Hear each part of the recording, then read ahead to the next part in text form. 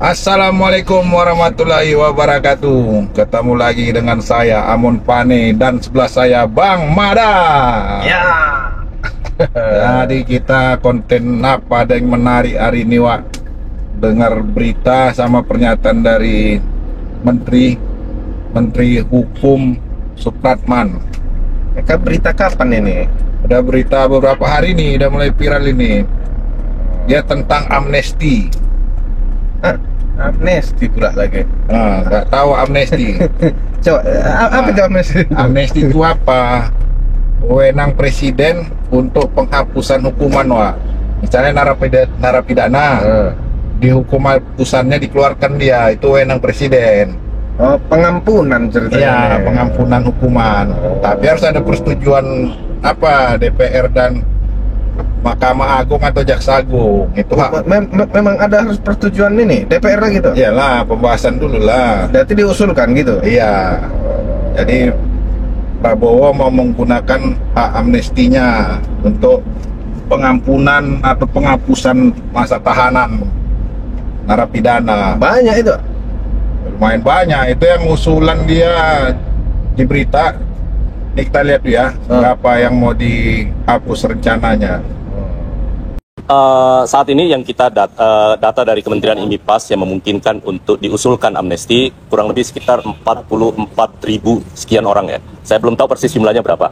Nah itu, Wak, 44.000, Wak, yang mau digunakan untuk hak amnesti presiden, mau dihapus. Apa aja itu yang penjahat semua ini ceritanya. Iyalah, yang udah dihukum lah. Jadi usulan ini kan masih pembahasan ini 44.000. Jadi yang termasuk yang dapat amnesti ini ada di pernyataan Menteri Hukum. Nih kita dengarkan lagi. Beberapa kasus yang terkait dengan kasus-kasus penghinaan terhadap ataupun ITE yang terkait dengan kepala negara atau itu presiden meminta untuk diberi amnesti. Kemudian ada juga beberapa kasus yang terkait dengan orang yang sakit berkepanjangan, termasuk ada napi kita, warga binaan kita yang sudah status orang dalam gangguan jiwa, dan juga ada yang terkena penyakit yang berkepanjangan termasuk HIV, itu ada kurang lebih sekitar 1.000 sekian orang, itu juga diminta untuk diberikan amnesti. Termasuk beberapa kasus-kasus yang terkait dengan Papua, ada kurang lebih 18 orang, tetapi yang bukan bersenjata, juga Presiden setuju untuk memberikan amnesti.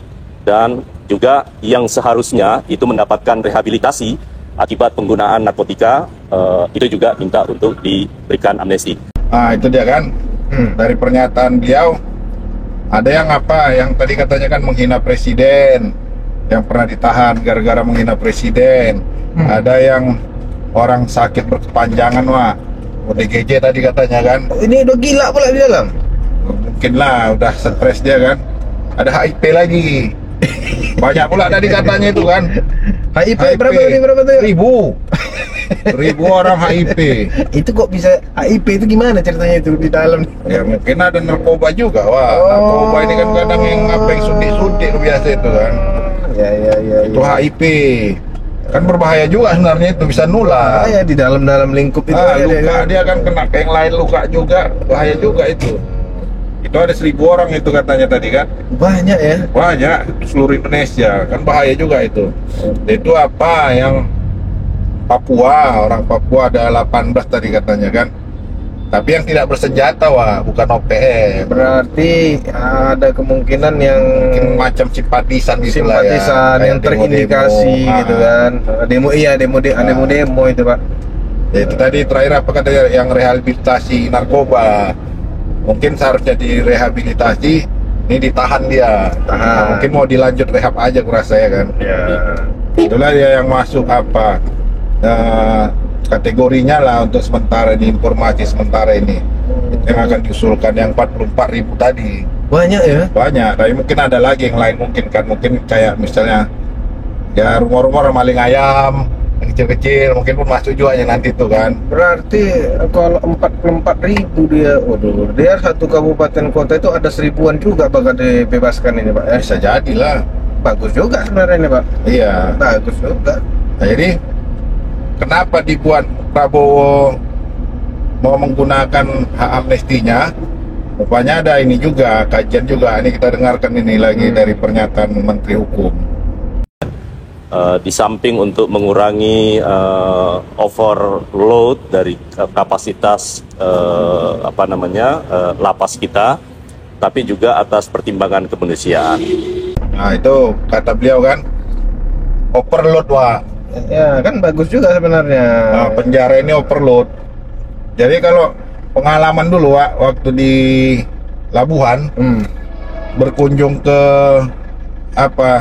penjara lah kita bilang tempat kawan ada lagi kerja di sana, dia kan kepala lapas.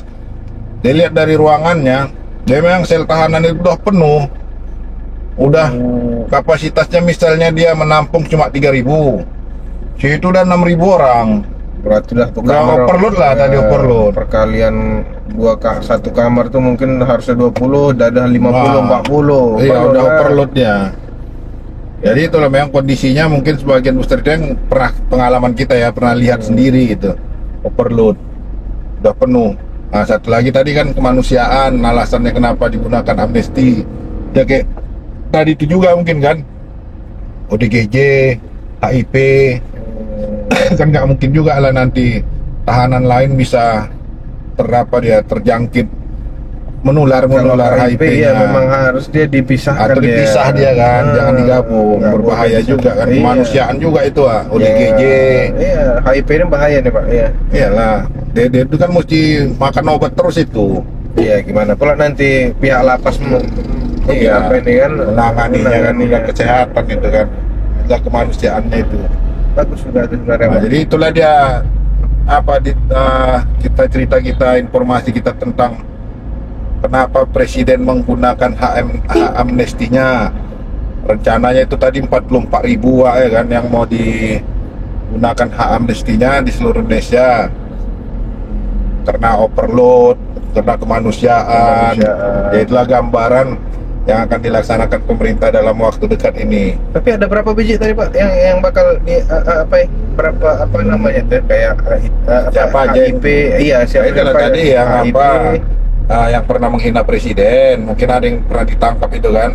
Habis itu yang sakit berkepanjangan ODGJ, HIP, orang Papua, yang ada 18 orang itu kan.